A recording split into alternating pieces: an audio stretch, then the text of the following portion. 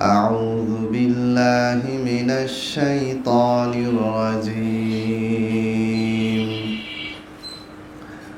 بسم الله الرحمن الرحيم يا أيها الذين آمنوا اتقوا الله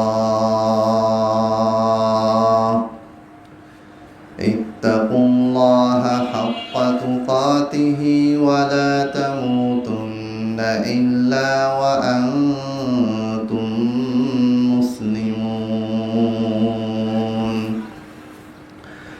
يا أيها الناس اتقوا ربكم الذي خلقكم من نفس واحدة وخلق منها زوجها وبث منهما رجالا كثيرا ونساء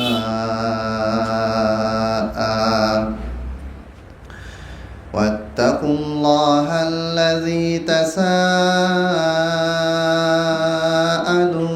به والأرحام إن الله كان عليكم رقيبا يا أيها الذين آمنوا اتقوا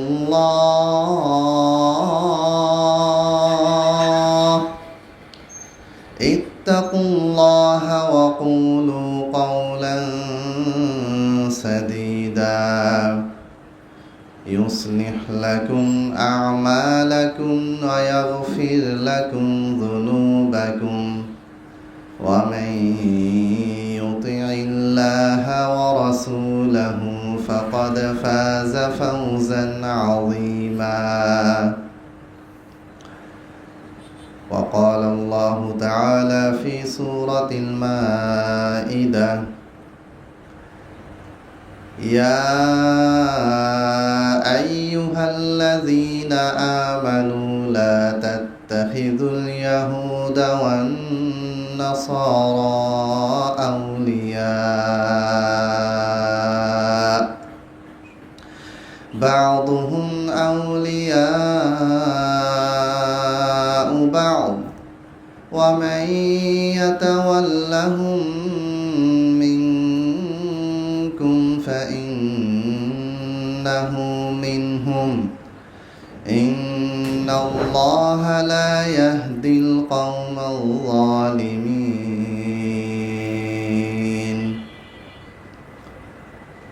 সমস্ত প্রশংসা মহান আল্লাহ রাব্বুল আলামিনের জন্য, লাখো কোটি দরুদ ও সালাম বর্ষিত হোক সর্বশেষ নবী, সর্বশেষ রাসূল বিশ্বনবী মুহাম্মদ সাল্লাল্লাহু আলাইহি ওয়াসাল্লামের উপর। সাল্লাল্লাহু আলাইহি ওয়াসাল্লাম। আল্লাহুম্মা সাল্লি আলাইহি, আল্লাহুম্মা বারিক আলাইহি। সম্প্রতি গোটা বিশ্বের মিডিয়া,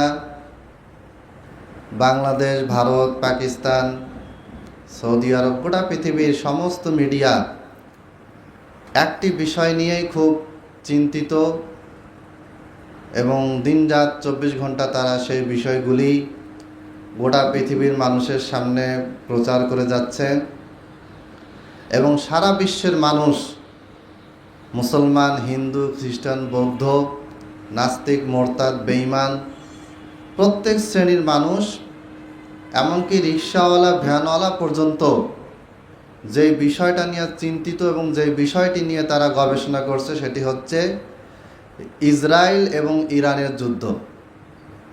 আমি সবসময় ইসরায়েল বলি, শব্দটা হবে ইসরায়েল, কিন্তু যেহেতু ইসরায়েল একজন নবীর নাম, ইয়াকুব আলাইহিস সালামের অপর নাম হচ্ছে ইসরায়েল, আর ওই নবীর নাম ব্যবহার করে এই ইহুদিরা তারা খুনের সাম্রাজ্য গড়ে তুলেছে। এই জন্য এটাকে ইসরায়েল না বলে আমি সবসময় ইসরায়েল বলি, যেন আমাদের নবীর নামটা ঠিক থাকে।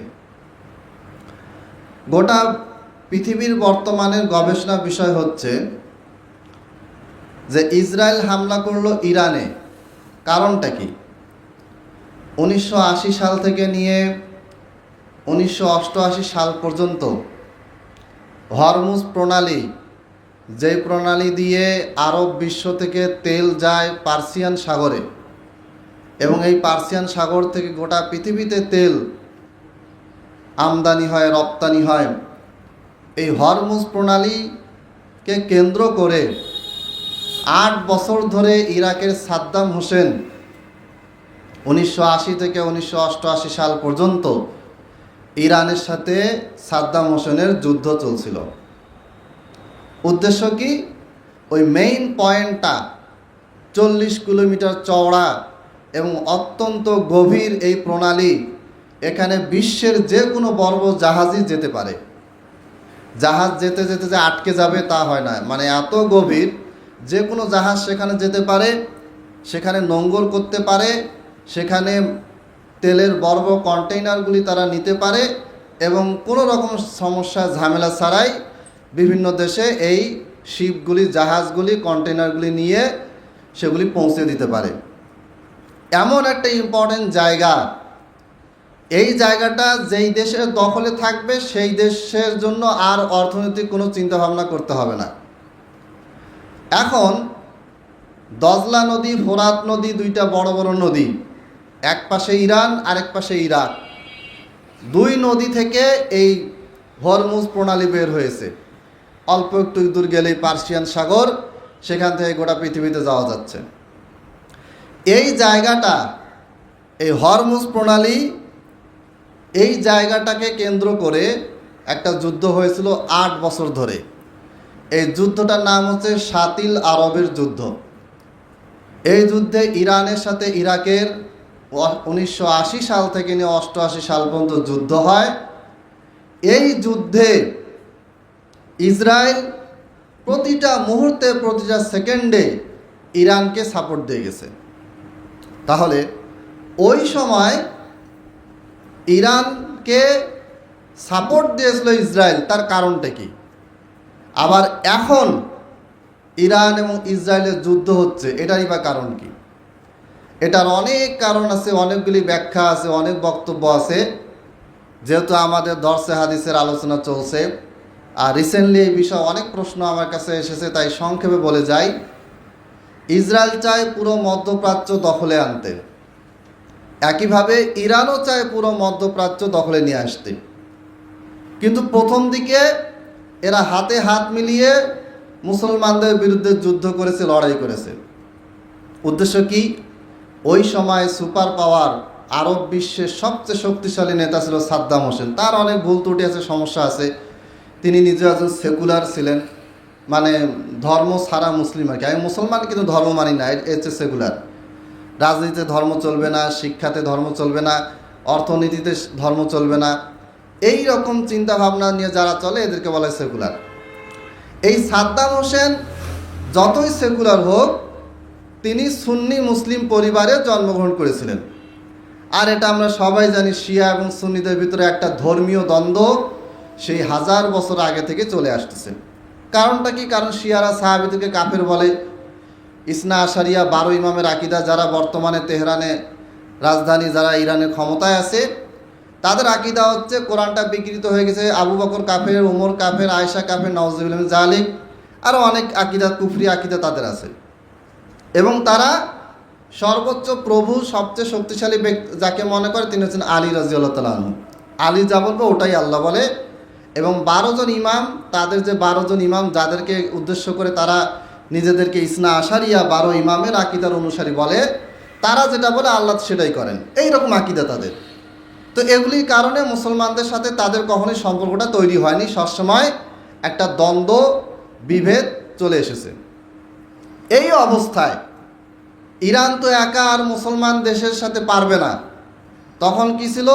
ইসরায়েলের সাথে জোট হয়ে কি করলো? সাদ্দাম হোসেনকে তারা ঈদের দিন 2006 সালে, 3 সালে যখন ইরাকে হামলা হলো, তখনও ইরান আমেরিকার পক্ষে এবং ইসরায়েলের পক্ষে তারা বলেছিল যে হ্যাঁ, ইরাকে অবৈধ অস্ত্র তৈরি হচ্ছে, এখানে পারমাণবিক বোমা তৈরি হচ্ছে, এখানে কি করতে হবে? বোম্বিং করতে হবে, এখানে খোঁজ নিতে হবে, এখানে দেখতে হবে যে আসলে এগুলা কোথায় আছে। পরে যখন পাওয়া গেল না, তখন এই ইরানের বর্বর বিচারপতিরাই তারাই 2006 সালে ঈদের দিনে কি করলো, সাদ্দাম হোসেনকে ফাঁসির রায় দিল। কেন সাদ্দাম হোসেনকে ফাঁসির রায় দিল? কারণ সাদ্দাম হোসেন 1990 সালে কুয়েতে গ্যাস চেম্বার ব্যবহার করে হাজার হাজার মানুষকে মেরে ফেলেছিল এবং কুয়েতকে দখল করে নিয়েছিল। কুয়েতকে দখল করছে, কিন্তু 4-5 মাস পরে কুয়েত আবার স্বাধীন হয়ে যায়, সেটা এক লম্বা কাহিনী। এখন ইরান কি চাচ্ছে আর ইসরায়েল কি চাচ্ছে, কেন বন্ধুত্বপূর্ণ সম্পর্ক এখন একেবারে শত্রুতায় চলে আসলো? এর একটাই কারণ, যে মধ্যপ্রাচ্য দখলের যে প্ল্যান ছিল ইসরায়েলের, ইরানেরও কিন্তু একই প্ল্যান, যে পুরো মধ্যপ্রাচ্য ইরান দখল করবে। এবং 2018 সালে ইরানের সম্ভবত পররাষ্ট্রমন্ত্রী বা উচ্চপদস্থ একজন কর্মকর্তাকে জিজ্ঞেস করা হলো যে আপনাদের নেক্সট টার্গেট, ভবিষ্যতে যদি আপনারা হামলা করেন, যুদ্ধ করেন, কোন জায়গায় আপনারা হামলা করবেন? ইসরায়েলে করবেন? উনি হেসে বলেন যে না, আমরা ইসরায়েলে করব না, আমরা কোথায় করব? হারামাইন মক্কা মদিনাকে আমরা কি করব, টার্গেট করব। সেই সময় সৌদি আরবের বাদশার ছেলে মোহাম্মদ বিন সালমান বলেছিলেন যে অচিরেই কয়েক বছরের মধ্যেই ইসরায়েল এবং ইরানের ভিতরে যুদ্ধ হবে, মানুষ মরবে ইসরায়েলে আর মানুষ মরবে ইরানে, মক্কা মদিনা সেফ থাকবে। এবং তার কথাটাই বাস্তব প্রমাণিত হলো। ইসরায়েল এখন ইরানকে কেন শত্রু মনে করছে? আমরা এটা সবসময় দোয়া করি যে আল্লাহ তাআলা ইরানকে দিয়ে ইসরায়েলকে ধ্বংস করে দিক এবং ইরানও প্রকৃত মুসলিম কান্ট্রি হয়ে উঠুক, এটা আমরা সবসময় দোয়া করি। কিন্তু এখন যে প্রবলেমটা, যে প্রবলেমটার কারণে গোটা বিশ্বের মুসলমানদের ভিতরে একটা অস্থিরতা কাজ করতেছে, যে এরপরে কোন দেশ, পাকিস্তান, তার মানে বাংলাদেশ, সৌদি আরব, কাতার, কুয়েত, সবগুলো দেশে এক এক করে দখল করবে, এই যে একটা ভয়, এটা ইসরায়েলের ক্ষেত্রেই ভয়টা আছে, ইরানের ক্ষেত্রেই ভয়টা আছে। ইরান ট্রায়াঙ্গল, ত্রিভুজ আকারে মধ্যপ্রাচ্যটাকে তারা একটা ম্যাপ বানিয়ে সেভাবে কাজ শুরু করেছিল। এক পাশে লেবানন তারা তাদের যে দল হিজবুল্লাহকে বসিয়ে দিয়েছে, আরেক পাশে ইয়েমেন, সেখানে হুতিদেরকে বসিয়ে দিয়েছে, আরেক পাশে তারা নিজেরাই পার্সিয়ান সাগর, হরমুজ প্রণালী দখল করে মোটামুটি মধ্যপ্রাচ্যের মেইন 3টা পয়েন্টে তারা বসে আছে। এইটা তো ইসরায়েল সহ্য করবে না, কারণ ইসরায়েলের উদ্দেশ্য কি? পুরো মধ্যপ্রাচ্য দখলে নেওয়া। ফিলিস্তিনকে আগে দখলে নিবে, আস্তে আস্তে জর্ডান, আশেপাশে যে দেশগুলি আছে, বাহরাইন, কুয়েত, ইজিপ্ট, সিনাই পর্বত, যা কিছু আছে সবশেষ দখল করে নেবে। কিন্তু যেই বন্ধুটাকে সাথে নিয়ে তারা এই কাজগুলি করছিল, আমেরিকা তো আছে, আমেরিকা, ব্রিটেন, তারা তো সবসময় সাপোর্ট দিচ্ছে, তাদের সাপোর্টে ইসরায়েল চলে। আমেরিকা যদি ইসরায়েলকে সাপোর্ট দেওয়া বন্ধ করে দেয়, তাহলে বাংলাদেশের সাথেও ইসরায়েল পারবে না। তাদের যত প্রযুক্তি, যা কিছু সব আমেরিকা পাঠায়, ব্রিটেন পাঠায়, ফ্রান্স পাঠায়, তাদের নিজস্ব কোনো ক্ষমতা নেই, কিছুই নেই। কিন্তু মিডিয়া প্রচার করেছে তারা অনেক কিছু, এই পারে সেই পারে, বহুত কিছু, এখন তো কিছুই পারতেছে না। যাই হোক, এটা হচ্ছে ক্ষমতার দখলের লড়াই। আর আমরা মুসলমান, আবেগী মুসলমান মনে করতেছি যে এটা মনে হয় গাজার পক্ষে ইরান লড়াই করতেছে। টোটালি ভুল ধারণা। গাজার পক্ষে, মুসলমানের পক্ষে ইরান এবং ইসরায়েলের লড়াই হচ্ছে না, এটা হচ্ছে মধ্যপ্রাচ্য দখলের লড়াই। এই লড়াইটা যতদিন চলবে ততদিন মুসলমানের হবে। এই লড়াইয়ে কোনো এক পক্ষ জিতলেই, যদি দুই পক্ষ জিতে তাও মুসলমানের সমস্যা, যদি ইসরায়েল জিতে তাও মুসলমানের সমস্যা, যদি ইরান জিতে তাও মুসলমানের সমস্যা থেকেই যাবে। অতএব এইখানে আমাদেরকে আবেগী হয়ে আমরা ভাবতেছি যে না, এইখানে ইরান জিতে গেলে মুসলিম বিশ্ব জিতে যাবে, টোটালি ভুল কথা। কারণ ইরানের সাথে মুসলিম বিশ্বের কোনো সম্পর্কই নেই। তবে এইখানে বর্তমানে ইরান একটা সিম্প্যাথি কুড়িয়ে নিতে পারছে, সেটা হচ্ছে ইসরায়েলের সাথে যুদ্ধ হওয়ার কারণে আমরা সবাই বলতেছি যে হে আল্লাহ, ইরানকে দিয়ে ইসরায়েলকে ধ্বংস করো, কারণ ইসরায়েল লাখ লাখ মুসলমানকে মেরেছে এই অল্প কয়েকদিনে। এইখানে সে একটা সিম্প্যাথি জায়গা, একটা দোয়ার জায়গা পেয়ে গেছে। কিন্তু আমরা এটা জানি না যে হিজবুল্লাহকে দিয়ে লেবাননে লাখ লাখ মুসলমান সিরিয়াবাসীদেরকে হত্যা করা হয়েছে, ইয়েমেনে হুতি বাহিনী দিয়ে লাখ লাখ মুসলমানকে গত 30 বছরে ইরানে বিভিন্নভাবে প্রক্সি ওয়ারের মাধ্যমে বিভিন্ন দলকে দিয়ে যেইভাবে মুসলমানদেরকে হত্যা করেছে, বাশার আল আসাদকে দিয়ে যেইভাবে হত্যা করিয়েছে, বদরুদ্দিন হুতিকে দিয়ে যেইভাবে করে মুসলমানদেরকে হত্যা করিয়ে নিয়েছে, সেই তুলনায় ইসরায়েল গত 30 বছরে তার অর্ধেক মুসলমানও মারে নাই। তাহলে ফাইনাল কথা কি? ফাইনাল কথাবার্তা হচ্ছে এটাই, এই যুদ্ধে যেই পক্ষই জিতুক না কেন মুসলমানদের এখানে কোনো লাভ, কোনো উপকার নাই। একটা লাভ যে শত্রুকে মারতেছে। এখন একটা সিংহ আর একটা বাঘের ভিতরে লড়াই হচ্ছে। এখন আপনি বলতেছে হে আল্লাহ, বাঘটাকে দিয়ে তুমি সিংহটাকে মেরে দাও আর বাঘটাকে জয়ী করো।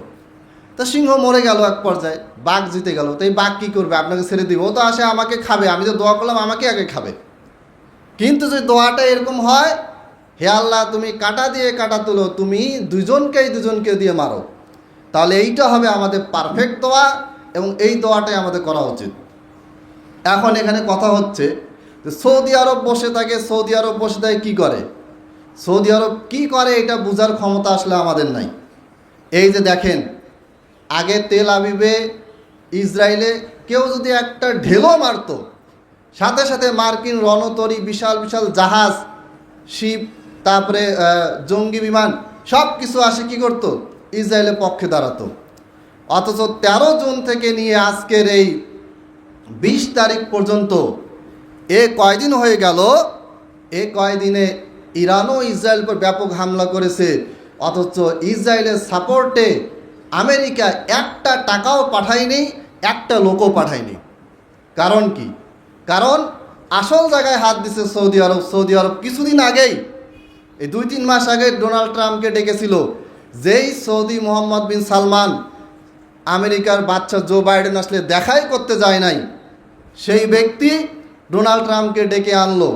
ডেকে এনে বলল, আপনাকে আমি $1 ট্রিলিয়ন দিব, সমস্ত যুদ্ধ বদমাশি থেকে দূরে থাকতে হবে। ডোনাল্ড ট্রাম্প সুন্দর করে সই দিল যে হ্যাঁ ঠিক আছে, ইসরায়েল যুদ্ধ করুক, আমি আর এখানে নাই। এবং এটাই দেখা যাচ্ছে, আমেরিকা এখন আর কোনোভাবে এখানে হস্তক্ষেপ করতেছে না। আর আমেরিকা হস্তক্ষেপ করলে ইরান সাথে সাথে বিধ্বস্ত, ধ্বংস হয়ে যাবে, একেবারে কারো কোনো সন্দেহ নেই। কিন্তু আমেরিকাকে থামায় রাখা হয়েছে, চুপ করে রাখা হয়েছে। এর কারণে কি হয়েছে? ইসরায়েলও এখন মার খাচ্ছে। অথচ ইসরায়েলে মার খাওয়ার কোনো পসিবিলিটি ছিল না। ইসরায়েল জানে যে আমি হামলা করলে আমার বড় ভাই, আমার আব্বা, আমার দুলা ভাই আছে আমেরিকা, সে আসে আমাকে বাঁচাবে। কিন্তু আমেরিকা মুখে তালা দিয়ে বসে আছে। এগুলোকে বলা হয় রাজনীতি, এগুলোকে বলা হয় জিও পলিটিক্স। বাংলাদেশের বাঙালি তো খালি লাফাইতে পারে, যে লড়াই করতেছে সে বীর বাহাদুর। আরও কি তোর জন্য লড়াই করতেছে নাকি? সে তো লড়াই করতেছে তাদের জন্য, তোমার জন্য, তোমার ধর্ম, তোমার ইসলামের জন্য তারা লড়াই করতেছে না। তোমার মুহাম্মদ সাল্লাল্লাহু আলাইহি সাল্লামকে তারা মুহাম্মদ শেষ নবী মানে না। তারা আলীকে সর্বোচ্চ মনে করে। তারা মনে করে আল্লাহ তাআলা জিব্রাইলকে দিয়ে কোরআন পাঠিয়েছিল, আলী আর মোহাম্মদ চাচাতো ভাই ছিলেন, জিব্রাইল ভুল করে আলীকে না দিয়ে মোহাম্মদকে দিয়ে দিয়েছে। এটা তাদের আকীদা।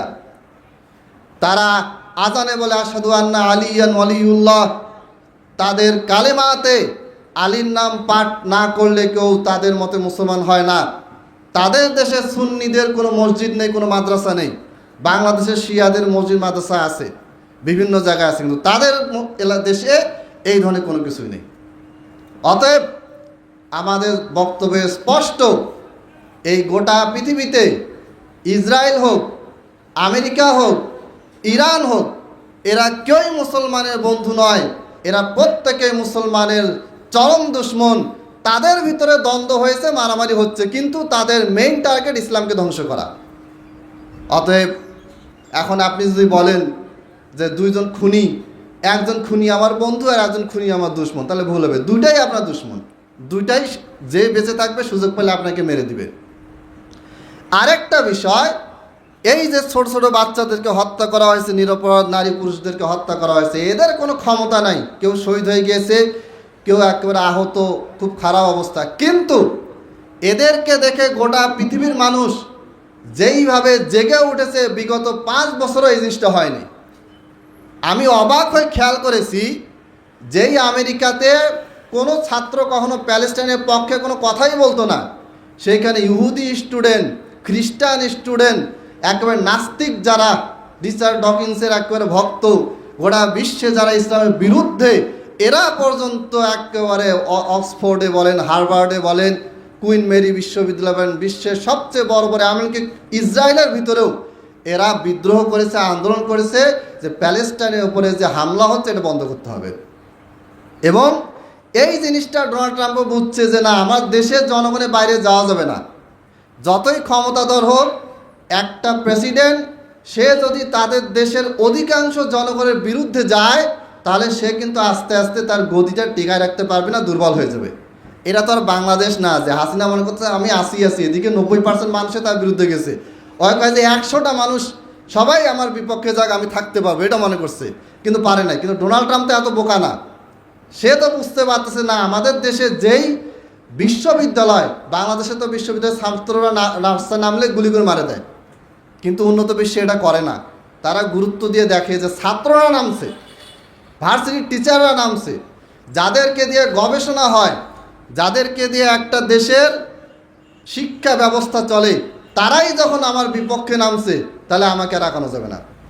আর এই কারণে ডোনাল্ড ট্রাম্প একদিকে সৌদি বাচ্চা তাকে চুক্তি করে ফেলাই দিছে এক পাশে, $1 ট্রিলিয়ন দিব, মারামারি করলে টাকা দিব না। $1 ট্রিলিয়ন বিশাল কত অ্যামাউন্ট, এটা আমাদের হিসাবের বাইরে।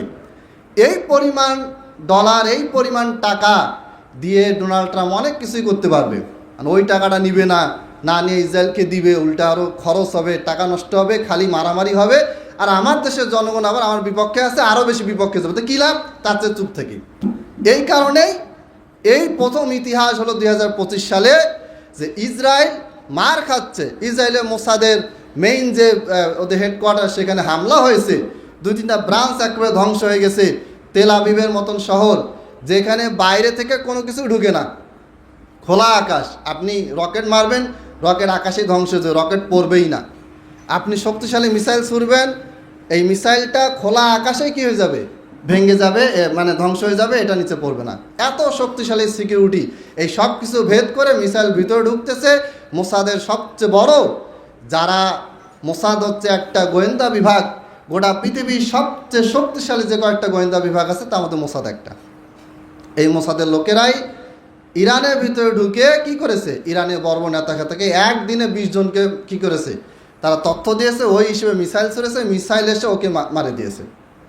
তাহলে এই হলো রাজনীতি। আমি এগুলো বিষয়ে পড়াশোনা করলে কথাবার্তা বলি কম। কেন কম বলি, ওই দিন একটা দোকানে গেছি, চায়ের দোকানে, 2 জন লোক, দুজনে, একজনে ভ্যান চালায়, একজন মনে কাজ টাজ করে, 2 জনের সেই লড়াই, অথচ ইরান শেষ, আর হ্যাঁ তুই ঘর আন্ডা দিয়েছিস, মুই দেখুন ইসরায়েল শেষ। এরা কিছুই বোঝে না, লেখাপড়াও জানে না, এদের বাচ্চা কাচ্চা লেখাপড়া করে, কি বই পড়ে ওইটাও জানে না, আর ওর মাথা ব্যথা হচ্ছে ইরান আর ইসরায়েল নিয়ে। তা আমি আজকে জিজ্ঞেস করলাম, ও পরিচিত ওখানকারই, যে আপনার ছেলে কী করে, কয় যে ক্লাস 5-এ পড়ে, যে আপনার ছেলে কী কী বই আছে নাম পড়ে, নাম বলেন তো, কয় যে ফের আমরা জানি। সে তার ছেলে কি বই পড়ে ওই খবরটাই রাখে না, আর সে খবর রাখতেছে কি ইসরায়েলের আর ইরানের। এ হচ্ছে বাঙালি, এদের খায় দেয় কাজ নাই। আদার কি বলে, আদার ব্যবসায়ী জাহাজের খবর রাখে। তো আমাদের জাহাজের খবর রাখার প্রয়োজন নেই, এটা যারা বড় গবেষক তারা রাখবে। তবে আমরা দোয়া করব যে হে আল্লাহ, মুসলিম শাসকদেরকে তুমি এই সময় এমন একটা পজিশনে নিয়ে আসো যেন ইসলাম বিরোধী যত শক্তি আছে, সেটা ইসলামের নামে হোক আর ইসলামের বেনামে হোক, ইহুদি হোক, খ্রিস্টান হোক, আর এই শিয়া কাফেররা যাই হোক না কেন, এদের বিরুদ্ধে যেন মুসলমানরা এই সময় একটা বড় শক্তি তৈরি করতে পারে। বিভিন্ন গবেষকরা বলতেছে যে মনে হয় এবার ইরান শেষ, আরেক গবেষক বলছে এবার ইসরায়েল শেষ। কিন্তু হাদিস যেটা বলে সেটা হচ্ছে দাজ্জাল কিয়ামতের আগে বেরোবে ইরান থেকেই, সেখানে ইহুদিরা থাকবে। তার মানে আপাতত সময়ের জন্য যদিও ইসরায়েল ধ্বংস হবে কোনো লাভ নাই, ইহুদিরা কিন্তু ঠিকই ওই ইরানে যাবে, দাজ্জাল বেরোবে, তারা অনুসারী হবে এবং গোটা পৃথিবী তারা চষে বেড়াবে। ওই সময় মুসলমানদের সাথে চূড়ান্ত লড়াই হবে এবং সেখানে তারা পরাজিত হবে। এর আগে তাদের স্থায়ীভাবে পরাজিত হওয়ার কোনো সম্ভাবনা নাই, সাময়িকভাবে কিছুদিনের জন্য হতে পারে। অতএব যেটা ভবিষ্যৎবাণী করা হয়েছে সেটাই ঘটবে, আমাদের কর্মফলের কারণেই ওটাই ঘটবে। আর মাঝখানে যে আমাদের বিশাল গবেষণা, এগুলা কিছু গবেষণা আছে পানিতে পড়বে, কিছু গবেষণা আকাশে বাতাসে উড়ে বেড়াবে, এগুলো কোনো আসলে দাম নেই। দাম একটাই, আমাদের মুসলমানদেরকে ইমান ঠিক করতে হবে। আমি এমনও ছেলেকে দেখছি জীবনে নামাজ রোজা নিয়ে কোনো মাথা ব্যথা নেই, অথচ ইরান ইসরায়েল যুদ্ধ নিয়ে তার একবার পোস্টের উপর পোস্ট, বহুত গবেষণা। তাই বললাম যে তুই কোরআন কয় মিনিট পড়ছিস আজকে, কয় যে পড়ি নাই, টাইম পাইনি। তো যেগুলো লিখলি যে এগুলো কি বেশি ইম্পর্টেন্ট? ওগুলো নিয়ে গবেষণা করার লোক তো আছে। আপনি আমি ফেসবুকে সারাদিন ইরান আর ইসরায়েল নিয়ে ঝামেলা করতেছি আর পোস্ট দিচ্ছি আর একজন একজনকে তর্ক বিতর্ক করতেছি, কী লাভ? ধরেন আমি ইরানের পক্ষে পোস্ট দিলাম, তো ওদের কী লাভ? ফিলিস্তিনের পক্ষে পোস্ট দিলাম, তো ফিলিস্তিনের কী লাভ? এগুলো হচ্ছে আবেগী বাঙালি, পরেও না বোঝেও না, কোথায় কী করতে সেটাও যায় না, মন চায় লিখে দিল, বাস ওটা নিয়ে দুজনে আবার ঝগড়াঝাটি। ওদিকে ইসরায়েল ইরান যুদ্ধ হচ্ছে আর এদিকে ফেসবুকে ছেলেপেলের ভিতরে যুদ্ধ হচ্ছে। এই হলো অবস্থা। সময়গুলো আমাদের এভাবে নষ্ট হচ্ছে। সম্মানিত উপস্থিতি, আমরা দর্শে হাদিসে ফিরে আসি। আমরা সহিহ বুখারীতে এসেছি। আজকে 13 নম্বর হাদিস থেকে শুরু করব ইনশাআল্লাহ। এই যে ভূ রাজনীতির কথা যেগুলো আমি বললাম, এগুলি সব বাস্তব ঘটনা এবং বাস্তবে ঘটতেছে। এই ব্যাপারে অনেক বড় বড় পণ্ডিত আছে যাদের বিষয়গুলি, যাদের কাছ থেকে আপনার তথ্য নিতে পারেন। বর্তমানে দুজন ব্যক্তি যারা ভূ রাজনীতি সম্পর্কে, জিও পলিটিক্স নিয়ে খুব ভালো গবেষক হিসেবে তাদের নাম আছে। তার মধ্যে হচ্ছে নোয়াম চমস্কি, আরেকজনের নাম হচ্ছে রবার্ট ফিস্ক। এই দুজনে পড়া বইগুলো আপনারা পড়তে পারেন। এর বাইরেও আরও অনেক আছে, তারা আরবের অনেক বড় বড় আলেম আছেন, তারা আরবিতে লিখেছেন, সেগুলো আপনারা দেখতে পারেন ইনশাআল্লাহ। সম্মানিত উপস্থিতি, আজকে আমাদের দর্সে হাদিস শুরু হবে 13 নম্বর হাদিস থেকে। ইমাম বুখারী রাহিমাহুল্লাহ কিতাবুল ইমানে একটি অনুচ্ছেদ নিয়ে এসেছেন, বাবুন মিনাল ইমানি আন ইউহিব্বা লি আখিহি মা ইউহিব্বু লি নাফসিহি। হাদিসটি বর্ণনা করেছেন আনাস রাদিয়াল্লাহু তাআলা আনহু আনিন নবী সাল্লাল্লাহু আলাইহি ওয়াসাল্লাম ক্বালা, আল্লাহ নবী সাল্লাল্লাহু আলাইহি ওয়াসাল্লাম বলেছেন, লা ইউমিনু আহাদুকুম হাত্তা ইউহিব্বা লি আখিহি মা ইউহিব্বু লি নাফসিহি। তোমাদের মধ্যে ওই ব্যক্তি ততক্ষণ পর্যন্ত মুমিন হতে পারবে না। লা ইউমিনু আহাদুকুম, তোমাদের মধ্য হতে ওই ব্যক্তি ততক্ষণ পর্যন্ত প্রকৃত মুমিন হতে পারবে না। হাত্তা ইউহিব্বা লি আখিহি মা ইউহিব্বু লি নাফসিহি, যা সে নিজের জন্য পছন্দ করে এইটা সে তার অপর মুসলিম ভাইয়ের জন্য পছন্দ যতক্ষণ পর্যন্ত করবে না ততক্ষণ পর্যন্ত সে মুমিন হবে না। আপনি নিজের জন্য ভালোটা নিলেন, আপনার মুসলিম ভাইয়ের জন্য খারাপটা রেখে দিলেন, এটা হচ্ছে আপনার প্রকৃত মুসলমান না হওয়ার আলামত। যেটা আপনি আপনার জন্য পছন্দ করবেন এটা আপনি আপনার মুসলিম ভাই বোনের জন্য পছন্দ করবেন। এমনকি আপনার বাড়িতে যে চাকর কাজ করে ওকেও আপনি ওইটাই খাওয়াবেন যে খাবারটা আপনি নিজে খান, নিজের ছেলে মেয়ের জন্য যেটাকে আপনি কি করেন, গুরুত্বপূর্ণ মনে করেন, দামি মনে করেন, দরকারি মনে করেন, ওটা আপনার ওই চাকর যাকে আপনি সামান্য কয়েক টাকা বেতন দিয়ে বাড়িতে রাখছেন ওকেও ওইটা খাওয়াতে হবে। যেই পোশাকটা আপনি পরবেন ওই পোশাকটা তাকে পরাতে হবে। যতক্ষণ পর্যন্ত আপনি দামি পোশাক পরবেন আর আপনার অধীনে থাকা যেই ছেলেটা, যেই মেয়েটা কাজ করতেছে তার যদি অবস্থা কি হয়, একেবারে আপনি যেমন তেমন হয়ে তাকে রাখছেন, আপনার ক্ষমতা আছে তারপর রাখছেন, তাহলে বোঝা যাবে যে আপনি নিজের জন্য যেটা পছন্দ করলেন আপনার এই ভাই বোনের জন্য, মুসলিম ভাই বোনের জন্য সেটা আপনি পছন্দ করেন নাই। আর যেটা আপনি নিজের জন্য পছন্দ করলেন আপনার অন্য ভাই বোনের জন্য পছন্দ করলেন না, আপনার দিনী ভাই বোন মুসলমানের জন্য অন্য আরেকজন মুসলমানের জন্য পছন্দ করলেন না। এই কারণে আপনি এখন পর্যন্ত প্রকৃত মুমিন হিসেবে আল্লাহ তাআলার কাছে গণ্য হন নাই। চিন্তা করেন, আপনার আমার আখলাকের সাথে ইমানের সম্পর্ক। ইমাম বুখারী রাহিমাহুল্লাহ কিতাবুল ইমানে হাদিসটা নিয়ে এসেছেন। এই হাদিসটা পরপর 3 বার তিনি নিয়ে এসেছেন, 3টা আলাদা আলাদা হাদিসে আলাদা আলাদা শব্দে। তাহলে এই 13 নম্বর হাদিসে যেটা বলা হয়েছে, ইমাম বুখারীর ব্যাখ্যা গ্রন্থ ফাথুল বারী এইখানে বিস্তারিত আলোচনা করেছেন এই বিষয়ে। আমি অত আলোচনা যাব না, সময় কম। এই হাদিসটার এটাই সারমর্ম বক্তব্য, আপনি যা নিজের জন্য পছন্দ করবেন এটা আপনি আপনার অন্য মুসলমান ভাইয়ের জন্য সেটা পছন্দ করবেন, আপনার অন্য মুসলমান বোনের জন্য সেটা আপনি পছন্দ করবেন। পারলে আপনি তার জন্য ভালোটা রাখেন, নিজে কম ভালোটা নেন, তাকে আপনি বেশি ভালোটা দেন। আপনি বাজারে গেলেন, বাজারে গিয়ে আপনি কি করলেন, এমনভাবে মাল সামাল সাজিয়ে রাখলেন যে এটা ভালো জিনিসটা আমি রাখবো আর পচা জিনিসগুলো আরেকজনকে দিয়ে দিব না, আপনি প্রকৃত ইমানদার হন নাই। আপনি ভালোটা দেন, যখন ভালোটা দিতে দিতে শেষ হয়ে গেল খারাপটা থাকবে তখন সেটা দিলেন, আলাদা কথা। কিন্তু আপনার টার্গেট হলো কি, ভালোটা বিশেষ বিশেষ ব্যক্তিদেরকে দিব, বেশি টাকা নিব, পচাটা একই টাকায় যাকে তাকে দিয়ে পার করে দিব। তাহলে কি হচ্ছে? এটা আপনার প্রকৃত ইমানদার হওয়া আপনার পক্ষে সম্ভব নয়। সম্মানিত উপস্থিতি, এরপর ইমাম বুখারী রাহিমাহুল্লাহ 14 নম্বর হাদিসে বলেছেন, বাবুন হুব্বুর রাসূলি সাল্লাল্লাহু আলাইহি ওয়াসাল্লাম মিনাল ঈমান। আল্লাহর নবী সাল্লাল্লাহু আলাইহি ওয়াসাল্লামকে ভালোবাসা ঈমানের একটা অংশ, এটা ঈমান। আপনার সামনে আল্লাহর নবী সাল্লাল্লাহু আলাইহি ওয়াসাল্লামকে গালিগালাজ দিচ্ছে, আপনার কিছুই হচ্ছে না, তার মানে আপনার ঈমান নেই, আপনার নবীর প্রতি আপনার ভালোবাসা নেই। বাংলাদেশ এমন একটা দেশ, যেই দেশে মুসলমানের সংখ্যা 90%-এরও বেশি, বেশিরভাগ মানুষই মুসলমান, মানে মুসলমান ঘরে জন্ম। আবার এই দেশেই প্রত্যেক দিন মুসলমান ঘরে জন্ম নেওয়া এমন অসংখ্য কুলাঙ্গার মোরতাদ বেঈমান আছে, যারা দিন রাত 24 ঘন্টা আল্লাহ নবী সাল্লাল্লাহু আলাইহি ওয়াসাল্লামকে নিয়ে বাজে কথা বলতে থাকে। এটা কিভাবে সম্ভব? যদি আমরা রাস্তায় নেমে আন্দোলন করে, কোটার বিরুদ্ধে আন্দোলন করে একটা সরকারের পতন ঘটাতে পারি, সেই আমরা কেন রাস্তায় নেমে আন্দোলন করে শান্তিপূর্ণ মিছিল করে একমত হয়ে বাংলাদেশের বুক থেকে মুহাম্মদ সাল্লাল্লাহু আলাইহি ওয়াসাল্লামকে যারা গালিগালাজ করে, শাতিমে রাসূল যারা কোরআনের বিরুদ্ধে, যারা ইসলামের বিরুদ্ধে, যারা মুসলমানের বিরুদ্ধে, যারা মসজিদের বিরুদ্ধে, যারা মাদ্রাসার বিরুদ্ধে দিনরাত 24 ঘন্টা বাজে কথা বলে, মিথ্যা কথা বলে, গালিগালাজ করে, এদেরকে কেন আমরা এই আন্দোলন করে বা সরকারকে বাধ্য করে এদেরকে আমরা বের করতে পারতেছি না? কারণ ওই ঈমানটাই নাই। কোটা আন্দোলনে আমাদের যে ঈমানটা ছিল, ওই ঈমানটা আমাদের রাসূল সাল্লাল্লাহু আলাইহি ওয়াসাল্লামের প্রতি ভালোবাসা দেখানোর সময় ওই ঈমানটাই আমাদের নাই। অবশ্যই আমাদেরকে কিয়ামতের দিন জবাব দিতে হবে। এই যে এখন নারী শিক্ষা কমিশন, এখানে অনেকগুলি বিষয় আনা হয়েছে। আমি দেখতে পাচ্ছি বাংলাদেশে আলেম ওলামা এটা প্রতিবাদ করেছেন, কিছু কিছু জেনারেল শিক্ষিত ভালো মানের গবেষক তারা প্রতিবাদ করেছেন। সাধারণ জনগণের এটা নিয়ে কোনো মাথা ব্যথাই নেই। কোরআনের আইন চেঞ্জ করা এটা কি বেশি বড় গুনাহ, নাকি কোটা মুক্তিযোদ্ধার নামে উল্টাপাল্টা কোটা তৈরি করে দেওয়া, মুক্তিযোদ্ধার নাতি তারে হ্যানত্যান যারা আছে ওদেরকে তাদের জন্য একেবারে ফ্রিতে, এক কথায় বলা যায় ফ্রি, তাদের জন্য কোটা রাখা, এটা বেশি বড় গুনাহ?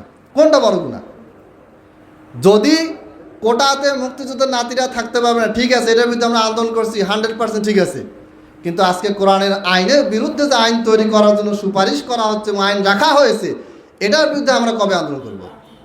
তাহলে বোঝা যাচ্ছে আমরা দুনিয়াবি প্রয়োজনে এক হইতে পারি, দুনিয়াবি প্রয়োজনে আমাদের শক্তি ঠিকই জমা হয়, দুনিয়াবি প্রয়োজনে আমরা খেয়ে না খেয়ে রোদে একবারে পুড়ে বৃষ্টিতে ভিজে রাস্তায় দিনের পর দিন নেমে আমরা দুনিয়াবি প্রয়োজনে আমরা সরকারের পতন ঘটাতে পারি। কিন্তু এই বাংলাদেশের মুসলমান এরা আল্লাহ রসুলের প্রতি ভালোবাসা প্রদর্শন করার জন্য, কোরআনের আইনকে বলবৎ করার জন্য এরা রাস্তায় নামতেও পারে না, এদের কোনো মাথা ব্যথা নেই, কোনো চিন্তাই নেই। তাহলে কিভাবে হবে? অথচ এই হাদিস প্রত্যেকটা মুসলমানের ঘরে ঘরে আছে। মোবাইলে অ্যাপসে বুখারী নামাইছেন, দেখবেন যে হাদিস আছে। ইমাম বুখারী কি বলেছেন? বাবু হুব্বুর রাসূলি সাল্লাল্লাহু আলাইহি ওয়াসাল্লাম মিনাল ঈমান। আল্লাহর নবী সাল্লাল্লাহু আলাইহি ওয়াসাল্লামকে ভালোবাসা এটা হচ্ছে ঈমান। এই ব্যাপারে কোনো মুসলমানের কোনো সন্দেহ নেই। এটা এমন না যে তর্ক, বুকে হাত বাঁধতে হবে, নামে হাত বাঁধতে হবে, তর্ক আছে, এটা নিয়ে কোনো তর্কই নেই। সমস্ত মুসলমান একমত যে আমাদের নবী বিশ্বনবী মুহাম্মদ সাল্লাল্লাহু আলাইহি ওয়াসাল্লামের প্রতি যার ভালোবাসা নেই সে মুমিন নয়, সে কাফের। সবাই একমত। তো সবাই একমত, আবার আমাদের সামনেই দিন রাত 24 ঘন্টা নবীকে অপমান করা হচ্ছে, গালিগালাজ করা হচ্ছে, কিন্তু আমাদের কোনো মাথা ব্যথা নেই। তাহলে কি হয়ে গেল? মুখের দাবি, মনে বিশ্বাস পর্যন্ত আছে, বাস্তবের কোনো কার্যকারিতা আমাদের ভিতরে নেই। সম্মানিত উপস্থিতি, আল্লাহ তাআলার কাছে আমাদেরকে জবাব দিতে হবে। ইমাম বুখারী রাহিমাহুল্লাহ এরপরে আল্লাহ রাসূল সাল্লাল্লাহু আলাইহি ওয়াসাল্লামের প্রতি ভালোবাসার ব্যাপারে একটি হাদিস এনেছেন। আবু হুরায়রা রাদিয়াল্লাহু তাআলা আনহু থেকে বর্ণিত, তিনি বলেছেন, আন্না রাসূলুল্লাহি সাল্লাল্লাহু আলাইহি ওয়াসাল্লাম قال, নিশ্চয়ই আল্লাহর নবী সাল্লাল্লাহু আলাইহি ওয়াসাল্লাম বলেছেন, ফাওয়াল্লাযী নাফসি বিয়াদিহি, ওই সত্তার হাতে, ওই সত্তার কসম যার হাতে আমার প্রাণ, মানে আল্লাহ যিনি আমাকে জান দিয়েছেন, যে কোনো সময় জান নিতে পারেন, ওই সত্তা, ওই মালিকের কসম, লা ইউমিনু আহাদুকুম হাত্তা আকুনা আহাব্বা ইলাইহি মিন ওয়ালিদিহি ওয়া ওয়ালাদিহি, ওই ব্যক্তি ততক্ষণ পর্যন্ত মুমিন হবে না যতক্ষণ পর্যন্ত সে আমাকে তার বাবার চেয়ে বেশি ভালোবাসবে, যখন সে তার স্ত্রীর চাইতে আমাকে বেশি সম্মান দেবে, ভালোবাসবে, যখন সে তার পরিবার, তার বস, তার ব্যবসা বাণিজ্য চাকরি, তার সব কিছু দুনিয়ার সব কিছু চাইতে যখন সে আমাকে বেশি প্রায়োরিটি দিবে, যখন সে আমাকে বেশি মূল্যায়ন করবে, তখনই সে প্রকৃত মুমিন হবে। এর বাইরে আমার চাইতে অন্য কাউকে সে যদি বেশি গুরুত্ব দেয় তাহলে সে মুমিন হতে পারবে না। কিভাবে আমরা নবীর চাইতে অন্যকে বেশি গুরুত্ব দেই? একটা উদাহরণ দেই, অনেক উদাহরণ আছে, দুই একটা বলে শেষ করব। আপনি একজন সৎ অফিসার, একেবারে আমার পরিচিত ব্যক্তি কথা বলতেছি, তাকে দিয়ে উদাহরণ দিচ্ছি। সৎ অফিসার একেবারে উচ্চ পদস্থ বিসিএস ক্যাডার, যার একটা স্বাক্ষর দিলেই রাস্তায় টেন্ডারবাজি হচ্ছে, কন্ট্রাক্ট হবে, এখন রাস্তার কাজ হবে, একটা স্বাক্ষর দিলে 30,000, 40 লাখ, 25 লাখ, 20 লাখ টাকা অনায়াসেই পায়। এখন টাকা নেয় না, কি করে? এমনি সাইন দিয়ে দেয়, সব কিছু দেখলো যে ঠিক আছে, সাইন দিয়ে দেয়। এখন তার স্ত্রী কথা হচ্ছে, তোমাকে তো তারা টাকা দিচ্ছে, তুমি তো টাকা চাও নাই। যেই লোকটা কন্ট্রাক্টরের কাজ নিচ্ছে, রাস্তা ঠিক করবে, তুমি দেখলে সাইন দিলে সবই ঠিক আছে, তো লোকটা তো তোমাকে খুশি করে 5 লাখ 10 লাখ টাকা দিচ্ছে, হাদিয়া দিচ্ছে, এটা নিচ্ছ না কেন? তার কথা, এগুলা হচ্ছে ঘুষ, আমি নিব না। ঠিক আছে, ঘুষ নিবা না। আস্তে আস্তে আস্তে স্ত্রীর কথা শুনতে শুনতে শুনতে পরে ভাবলো যে সমস্যা কি, আমি তো আর কাউকে চাপ দেই নাই, সে খুশি হয়ে আমাকে দিল, নিলাম, অসুবিধা কি? এই যে নেওয়া শুরু করলো, খাওয়া শুরু করলো, এটা হয়ে গেল কি, সে তার স্ত্রীর কথায় হারামে সে ঢুকে গেল। অথচ আল্লাহ নবী সাল্লাল্লাহু আলাইহি ওয়াসাল্লামের প্রতি তার ভালোবাসাটা ছিল। কেন সে আগে ঘুষ নেয়নি? কারণ নবী নিষেধ করছে, এগুলো হারাম নিষিদ্ধ, ইসলামে হারাম নিষিদ্ধ, হাদিসে নিষিদ্ধ করা আছে। কিন্তু স্ত্রীর কথা শুনতে শুনতে তার কি হয়ে গেল? নবীর প্রতি ভালোবাসার চাইতে স্ত্রীর প্রতি ভালোবাসাটা তারপর বেশি প্রাধান্য পাইল। সে স্ত্রীর কথায় কি করলো? প্রায়োরিটি দিয়ে দিল। এইটা হচ্ছে আল্লাহর নবীর চাইতে অন্য ব্যক্তিকে বেশি ভালোবাসা।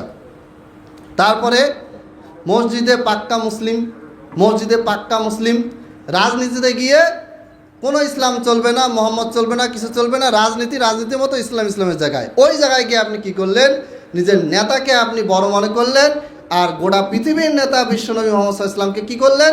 মাইনাস করে দিলেন, বাদ দিয়ে দিলেন। ওই জায়গায় গিয়ে প্রমাণ হলো নবীর চাইতে আপনি আরেকজনকে বেশি ভালোবাসেন। অতএব এইরকম উদাহরণ দিলে শেষ করা যাবে না। আপনি বোরকা পরেন, খুব সুন্দরভাবে চলাফেরা করেন, কিন্তু যখন আপনার প্রেশার আসলো কি করলেন? নবীর প্রতি ভালোবাসার চাইতে প্রেশারের কারণে আপনি কি করলেন? বোরকা টোরকা ছেড়ে দিলেন। আস্তে আস্তে আপনি কি হয়ে গেলেন? স্বাভাবিক অন্যান্য খোলামেলা মেয়েদের মতো হয়ে গেলেন। কিন্তু ওই জায়গায় যদি আপনার হুব্বুর রাসূল সাল্লাল্লাহু আলাইহি ওয়াসাল্লাম, নবীর প্রতি বেশি ভালোবাসা থাকতো, আপনি কি বলতেন? গোটা দুনিয়া উল্টে যাবে, বোরকা আমি ছাড়বো না, গোটা দুনিয়া উল্টে যাবে, সুদ আমি কি করব না?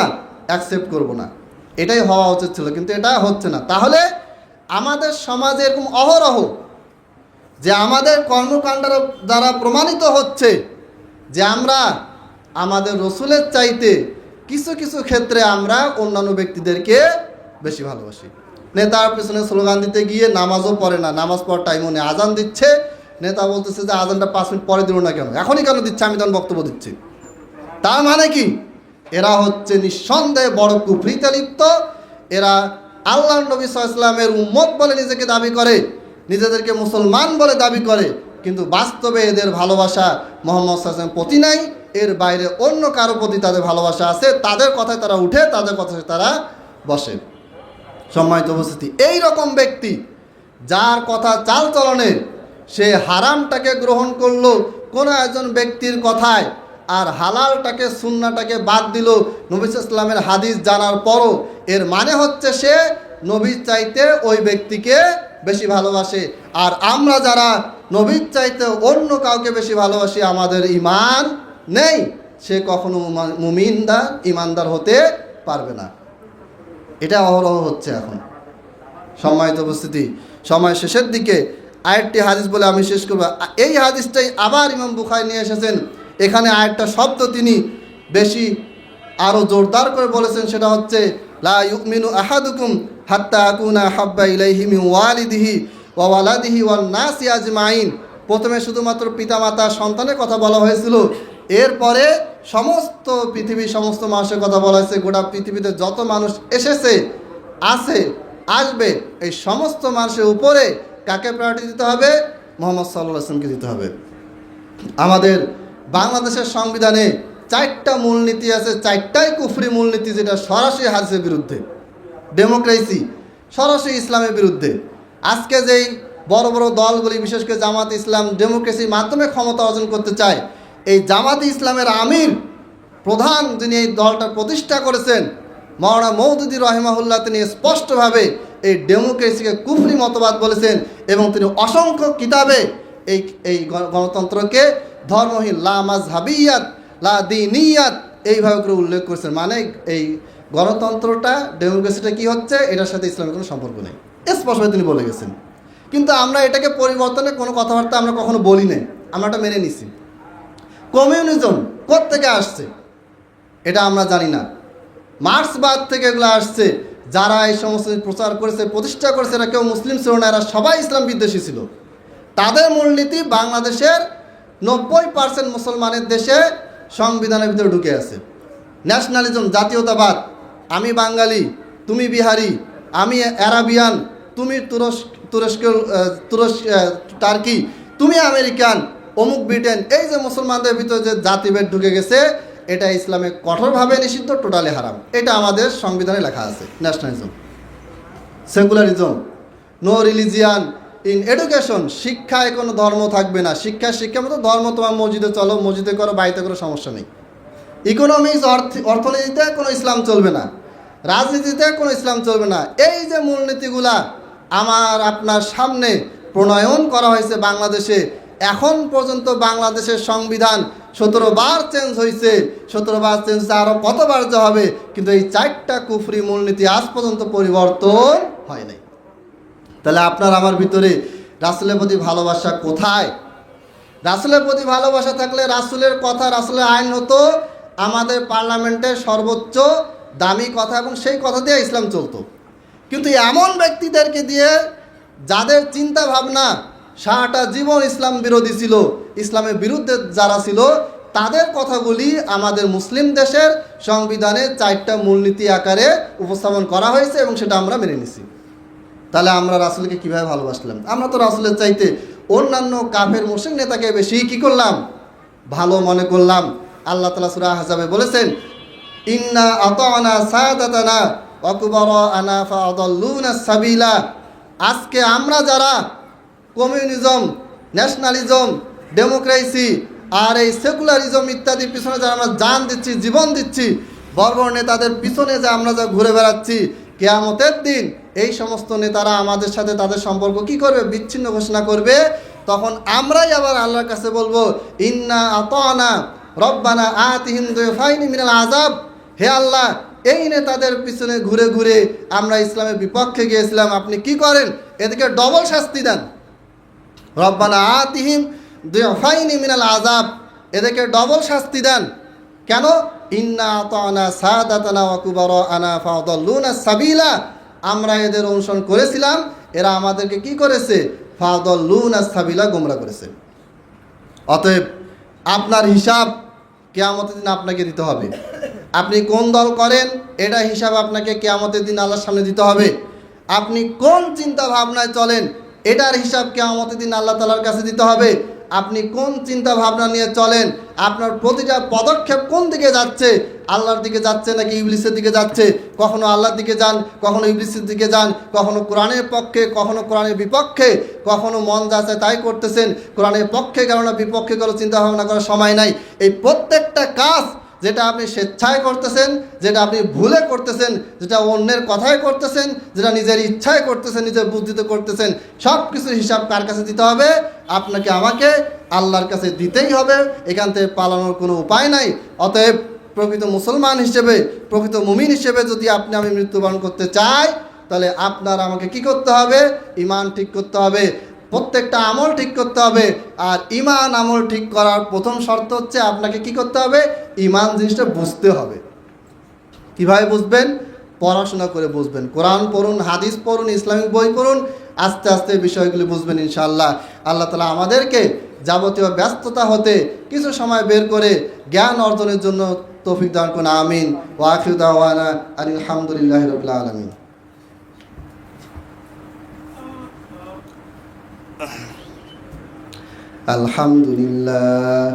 আলহামদুলিল্লাহ নাহমাদুহু ওয়া নাস্তাঈনুহু ওয়া নাস্তাগফিরুহু ওয়া নু'মিনু বিহি ওয়া নাতাওয়াক্কালু আলাইহি ওয়া নাউযু বিল্লাহি মিন শুরুরি আনফুসিনা ওয়া মিন সাইয়্যাতি আ'মালিনা মান ইয়াহদিহিল্লাহু ফালা মুদিল্লা লাহু ওয়া মান ইউদ্লিল ফালা হাদিয়া লাহু ওয়া আশহাদু আন লা ইলাহা ইল্লাল্লাহু ওয়াহদাহু লা শারীকা লাহু ওয়া আশহাদু আন্না মুহাম্মাদান আবদুহু ওয়া রাসূলুহু اللهم صل على محمد وعلى آل محمد كما صليت على إبراهيم وعلى آل إبراهيم إنك حميد مجيد اللهم بارك على محمد وعلى آل محمد كما باركت على إبراهيم وعلى آل إبراهيم إنك حميد مجيد ربنا آتنا في الدنيا حسنة وفي الآخرة حسنة وقنا عذاب النار ربنا ظلمنا